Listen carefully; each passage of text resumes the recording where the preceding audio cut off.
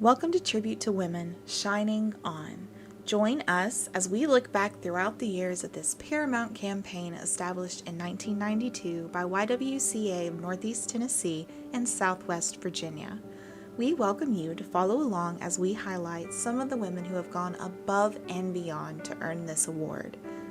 We are incredibly honored to be able to have the opportunity to catch up and learn not only about their past achievements, but hear about what journeys these women are currently traveling. I'm Heather Smith, and thank you for joining us today. Today I have the opportunity to sit down with Miss Billie Schneider of Bristol, Tennessee. Miss Schneider is one of the amazing women who have been honored through our 2021 Share the Light campaign. Thank you so much for joining me today. Thank you. I'm honored to be here. Thank you. So, Ms. Schneider, if you don't mind, if you would like to kind of tell us a little bit about yourself and introduce yourself. Okay. Yes, I'm Billie Schneider. I am presently the principal at St. Anne Catholic School in Bristol, Virginia. I have actually been in Catholic education my entire career. I was in and out of public schools just sporadically as a substitute for a period of time when we moved from Louisville, Kentucky back to Bristol. But otherwise, I have over 40 years of being an educator in a Catholic school system, and it has been a tremendous journey. I started here I actually graduated from Eastern Kentucky University. Then I went to Louisville, Kentucky, and taught in Louisville for 6 years. Then my family, we moved back to Bristol. I'm actually originally from Bristol. And I have proceeded to add a master's in education from Tusculum.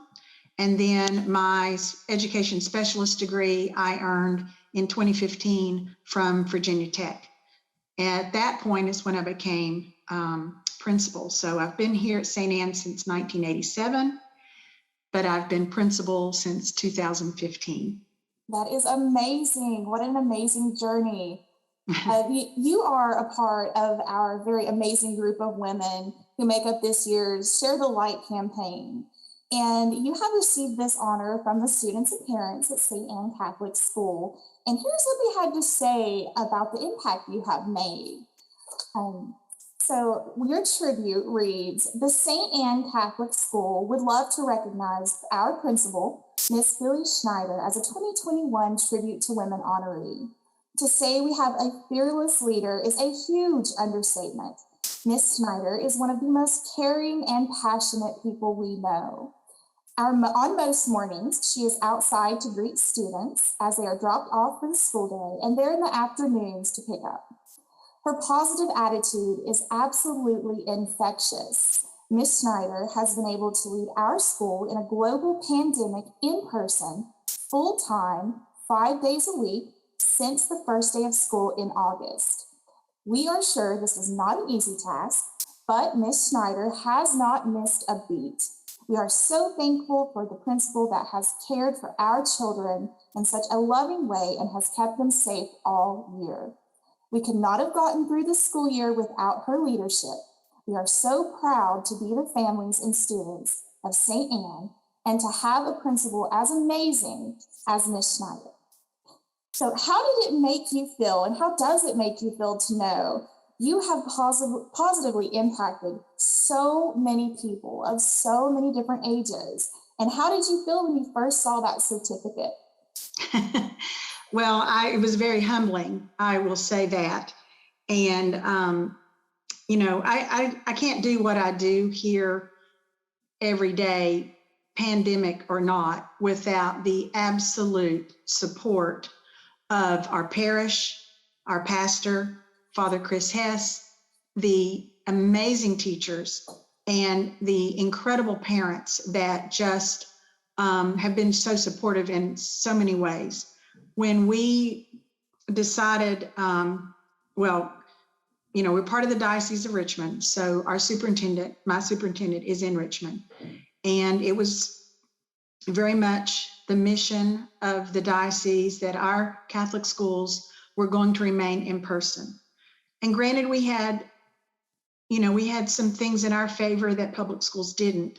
We do have a bus. We run a bus to Kingsport every day, but we don't depend on transportation from a bus. Most of our kids obviously just are dropped off. So we didn't have those constraints. We also had the advantage of smaller classroom size. We have a very large school as far as square footage, so we were able to spread out. But it was the incredible commitment of everyone involved that we wanted our doors to remain open. We had sanitizing, we had cleaning stations, we had teachers that were, I have an art teacher who's incredible, Paulette Leonard, and she was art on a cart for an entire year. Oh, and she went to the classrooms with a grocery cart loaded up with her supplies. So it took everybody for that success. But yes, we were able to stay open all last year, and we have remained open so far this year as well. It definitely sounds like you all were set up. You know, you had the opportunity prior that you really were able to hit the ground and run with it. And I love, as you're talking about, you know, having this support group, because there's the saying, you know, it takes a village. Absolutely. And I think, you know, that just fits so well with, you know, your story you're telling here. And that's so awesome to hear. You know, your work with St. Anne is abundantly clear. It's so incredibly inspiring. And I'm so excited to get to sit down and speak with you today. You know, the YWCA's mission is to empower women of all ages and to inspire them to achieve any goal they might set their mind to. Do you have someone who has inspired you to become the woman you are today? I think there were a number of people. First and foremost, my grandmother, my paternal grandmother, Mama, we called her. She passed away at the age of 96. She outlived 3 husbands. She worked her entire career. Her entire life she worked. She was either running a restaurant, she was raising her 3 boys, she worked at the hospital in Marion. She did occupational therapy with the patients. She just was an inspiration to me as far as getting up every day and seeing what you can do better today than you did yesterday. Absolutely. So she was a big inspiration. I had 2 principals that I feel really did a lot to kind of mold me into the teacher I am. But I also, growing up, one of my good friends' mother was a 4th grade teacher. She taught 4th grade in Washington County at Abingdon Elementary for over 25 years. And I just thought, that's who I want to be someday. So her name is Sally Bentley, and she's just been an incredible influence in my educational career. So I think that's just, it takes a village, as you say. It also takes inspiration from different people at different times, from different directions. Absolutely. That allow us to kind of stay on the path that we're meant to be on. I 100% agree with that statement.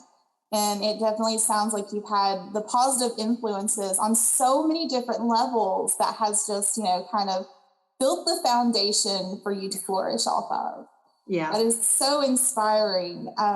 With all of these accomplishments, I'm sure you have been met with challenges, you know, pre-pandemic, because we're all facing challenges in today's environment.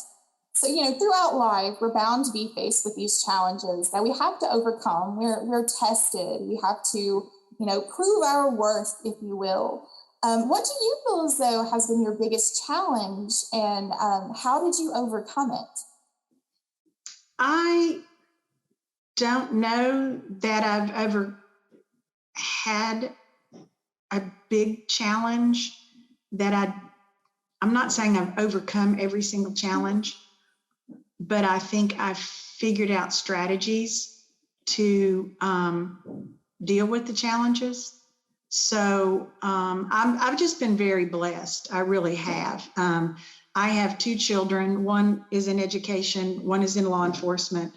And I had parents who just gave me good models. So I did raise my two children as a single parent. That was challenging at times, but incredibly rewarding. And so I think the challenges that I have had, I spend as much time as I can with quiet time. Quiet time, it's hard to find some days, but if I can carve out just a little bit of quiet time, time to pray, to reflect, then I feel better prepared. Absolutely. It's so incredibly important to take some time to center yourself and to ground yourself. And I do appreciate that's such a humble answer to talk about, how sometimes it's not about overcoming, but finding out to work through it. So I do appreciate that very realistic response there. And that's something I 100% agree with. There's sometimes that it's not about overcoming and coming over the challenge. It's about just working through it. Kind of fast forwarding to the pandemic, we're faced with large challenges surrounding the pandemic daily, all of us to a certain degree. It's very apparent, as we had spoken before, that your leadership skills, it has shined so brightly with St. Anne, as they have remained open throughout this pandemic. Can you walk us through some of those challenges that you faced as far as planning the groundwork for maintaining the school? And once again, how did you overcome those challenges to get to where the school was remaining open and your students were safe? We put together very early on, the diocese, through the VCPE, which is the Virginia Council for Private Education. They put together a checklist of things they felt we needed to have in place in order to open the doors. So we had a list of criteria we had to meet. I put together a team of my teachers from varying grade levels, and we met with the guidance of the Virginia Department of Health, and we kind of sat down and looked at our unique facilities and what we needed to do in each circumstance to make sure everyone was remaining safe. So it was really just a kind of a steady stair step of looking at this. Okay, how do we do that? How about we do this? So for example, like I said, putting some of the special area teachers, they moved to classrooms instead of the kids moving to their classroom and then crossing with each other. So last year, the kids were very much in cohorts and did not cross other grade levels. It was kept to a minimum, I guess. We also had our kids ate in the classrooms. So we worked out the whole strategy of how are we going to get, all of the hot lunches to the classrooms.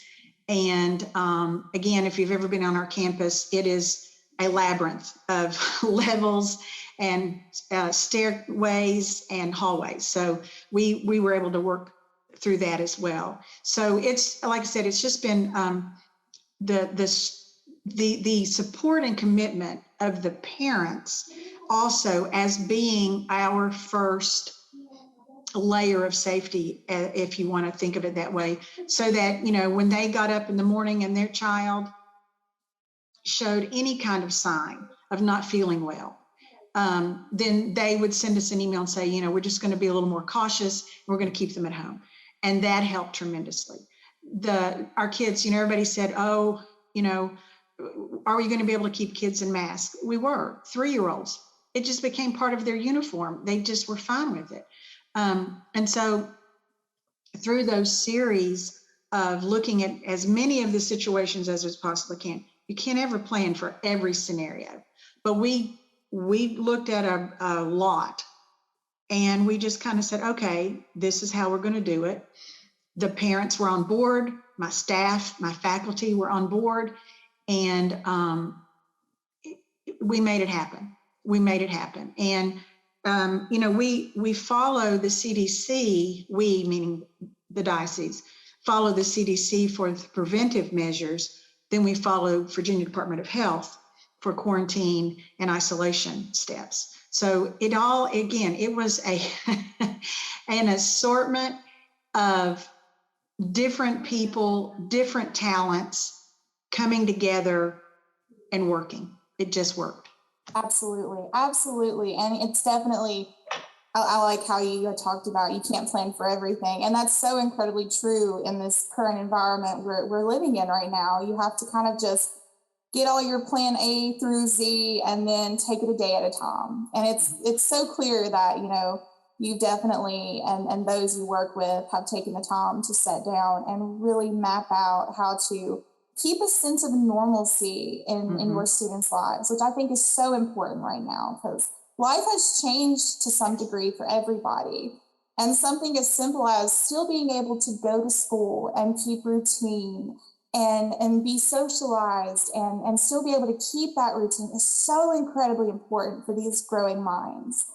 Well, and we kind of started the whole procedure and plan with that in mind, that we know children learn better together. Absolutely. As a school and a community, we do better together.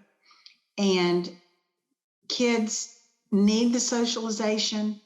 They learn by experience. And let's face it, the experience of looking at a screen is not at all the same experience as looking at a book with your classmates and a teacher. So we just, that was our goal. And that was the number one priority, was to have our kids be able to continue to grow and develop in a classroom setting. Absolutely. That is amazing to hear. And once again, so incredibly inspiring. So I would love to hear about what the future holds. Do you have any plans yourself, or is there anything that is in the future for St. Anne? Well, we are always looking to the future. We are always looking to add or change, unlike a public school, we have to sell ourselves. We have to, we need to stay marketable. We still need to be, a choice. And it's very important that we remain an affordable choice. We are not a private school. We are a parochial school. We are a school that is attached to a faith community. And it is very important that we are able to continue to offer tuition assistance for families that want their children to attend our school.